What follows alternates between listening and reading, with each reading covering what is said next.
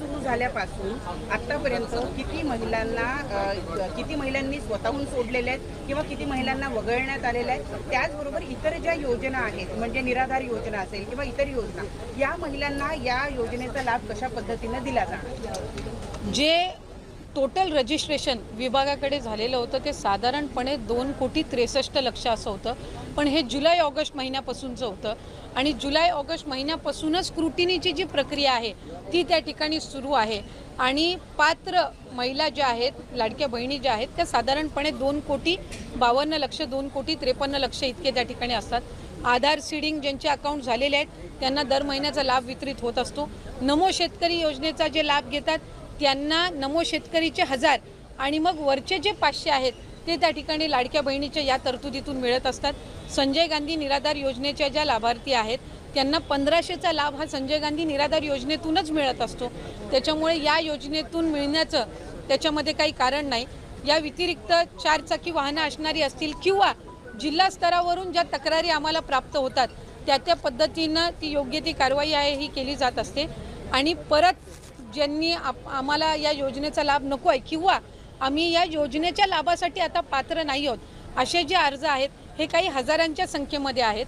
त्याच्यामुळे गेल्याही महिन्यात साधारणपणे 2,40,00,000 पेक्षा अधिक महिलांच्या खात्यामध्ये हा लाभ वितरित झालेला होता आणि यंदाच्याही महिन्यामध्ये साधारणपणे तितकाच आकडा आधार सीडिंग जसे जसे होत जातात त्यानुसार त्या पात्र भगिनींच्या खात्यामध्ये जमा होत राहील। एक आरोप विरोधकांकडून असंही केला गेला, विधान परिषदेत सुद्धा चर्चा झाली की निकष आधीच ठरलेले होते, मग अंमलबजावणी करताना कुठे गडबड झाली का किंवा सरकारी तिजोरीतला पैसा नियमबाह्य वापरण्यात आला का त्याच्यासाठी, जर इतक्या महिला आता अपात्र होत असतील? नाही, एक तर मला आपल्या माध्यमातून स्पष्ट करायचं आहे की स्क्रुटिनी ही आम्ही सुरुवातीपासूनच करत आलेलो आहोत, याच्यामध्ये काही वेगळं नाही आहे। इतर विभागांचा डेटा ॲक्सेस करण्याचा अधिकार हा कुठल्याही एका विभागाला नसतो।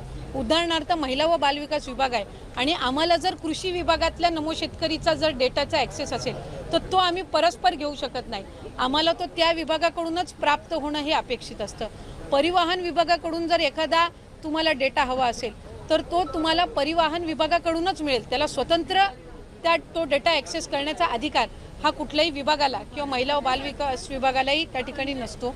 त्यामुळे सुरुवातीपासून याची स्क्रुटिनी होत गेलेली आहे। मूळ 2,63,00,000 पेक्षा अधिक रजिस्ट्रेशन झालेलं होतं आणि सुरुवातीपासूनच जर आपण बघितलं तर लाभार्थ्यांची संख्या ही 2,40,00,000 किंवा 2,50,00,000 2,52,00,000 इतकी राहिलेली आहे। याचा अर्थ असा की स्क्रुटिनीची प्रोसिजर सुरुवातीपासून चाललेली आहे।